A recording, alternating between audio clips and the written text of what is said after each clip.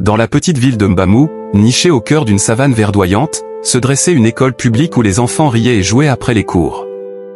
À l'entrée, Mama Ndiaye tenait un étal coloré, proposant des beignets dorés, des fruits juteux et des boissons rafraîchissantes.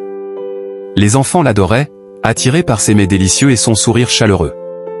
Mais derrière cette façade bienveillante se cachait un sombre secret. Mama Ndiaye n'était pas une simple vendeuse, elle était une sorcière, experte en magie noire. Pour assurer la prospérité de son commerce, elle avait conclu un pacte avec les esprits des ténèbres. Chaque jour, elle préparait une potion spéciale qu'elle versait sur ses aliments. Cette potion, infusée de sorts maléfiques, avait le pouvoir d'ensorceler les enfants, les poussant à acheter en masse. Plus insidieux encore, chaque fois qu'un enfant consommait un de ces mets enchantés, une partie de son âme était capturée et emprisonnée dans une petite bouteille en terre cuite que Mama Ndiaye cachait sous son étal.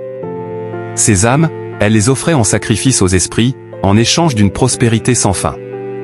Les étoiles des enfants, symbole de leur potentiel et de leur avenir, étaient ainsi volées, laissant derrière elles des êtres vidés de leur essence.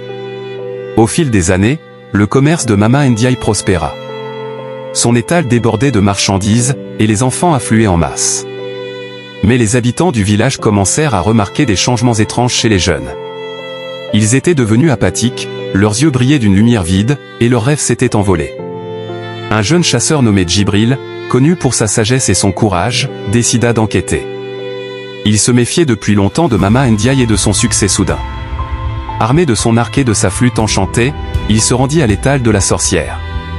Sous l'apparence d'un enfant affamé, il acheta un beignet et le mangea.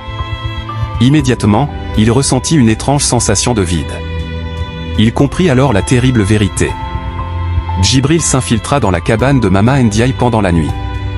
Il découvrit avec horreur les bouteilles remplies d'âme et un autel macabre où la sorcière accomplissait ses rites.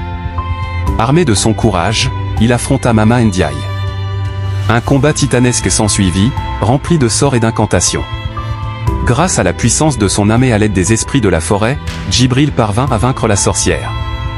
Il brisa les bouteilles contenant les âmes des enfants, libérant ainsi leur esprit. Les étoiles volées retournèrent à leurs propriétaires, redonnant vie à leurs rêves et à leurs espoirs. Mama Ndiaye, vaincu et désespéré, fut banni du village.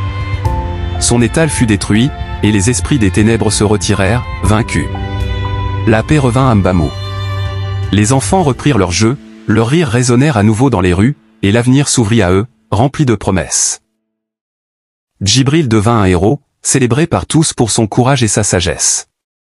Et le baobab sacré, témoin de ces événements, continua de veiller sur le village, rappelant aux habitants l'importance de la bonté, de l'honnêteté et du respect de la vie. Abonne-toi pour rejoindre notre communauté et participer aux discussions. Like, commente et partage pour faire grandir notre chaîne. Ensemble, on va plus loin.